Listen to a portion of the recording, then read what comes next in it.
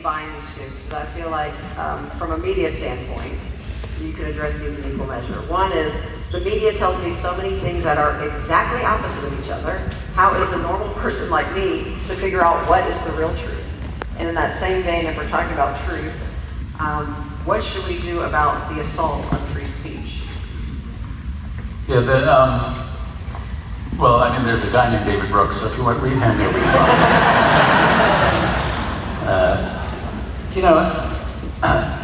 I'll say two things. I think there are things, and here I'm talking about the mainstream, what they call the corporate media.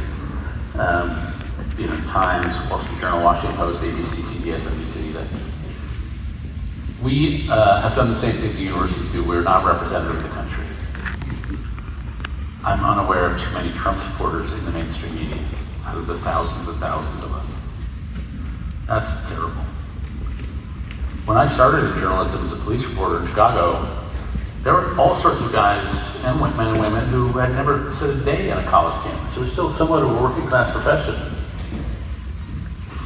Now, at our publications, it's not that everybody went to college.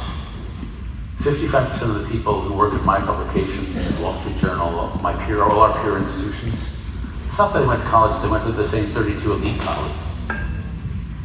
So it's like Harvard Crimson, Harvard Crimson, Harvard Crimson.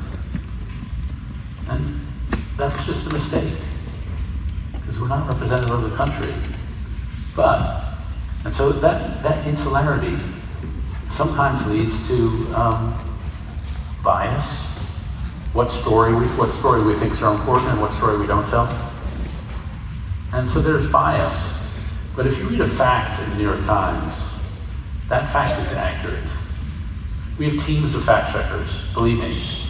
They put in a lot of work, and they make us work extra hard to make sure every statistic is right, every study is described correctly, every quotation is right. And so if you read a fact in the New York Times, if it's not true, believe me, our readers know this, and we publish a correction. So, just discerning the difference between the publications that stand up to this level of rigor and those that don't is an important part of discerning how to negotiate the truth.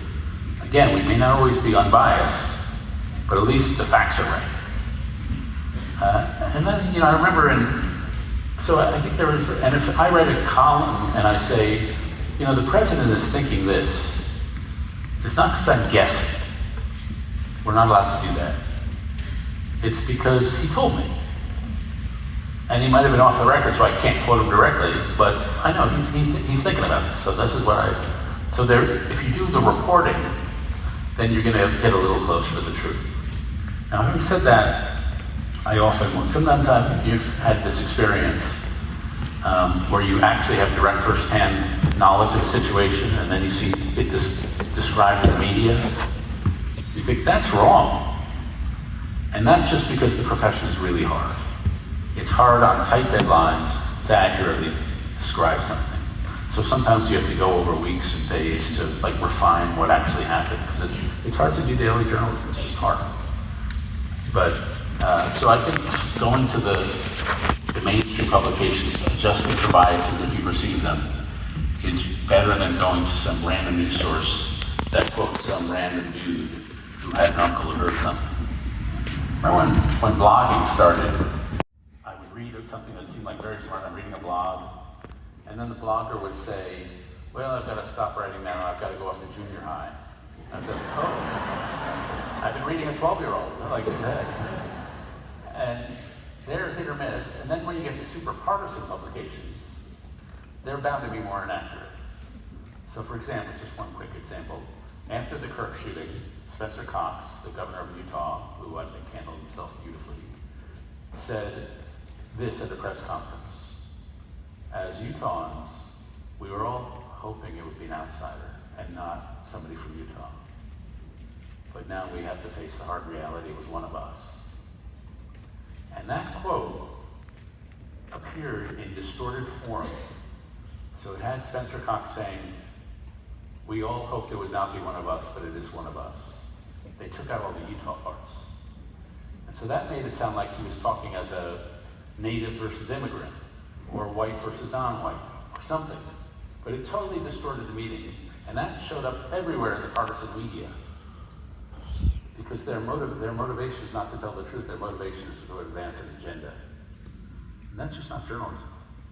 Even an opinion journalist, my job is not to persuade you to vote for a Democrat or Republican. My one job is to try to answer this question honestly. What's really going on here? That's my one job. And if your job is to be a Democrat or Republican,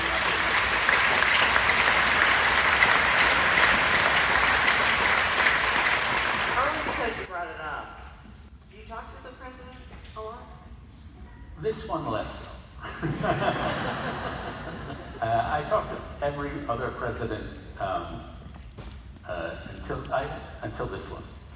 So we'd go, the normal administrations, you go in to talk to the president once a month, once every 6 weeks, and it's good. I mean, it's an honor to go into that White House. I get a thrill every time I do it. I've done it for 30 or 40 years. I remember once during the Obama administration, he did really long conversations with us, and I was sitting in the waiting room before our meeting with the president, and Bono was there.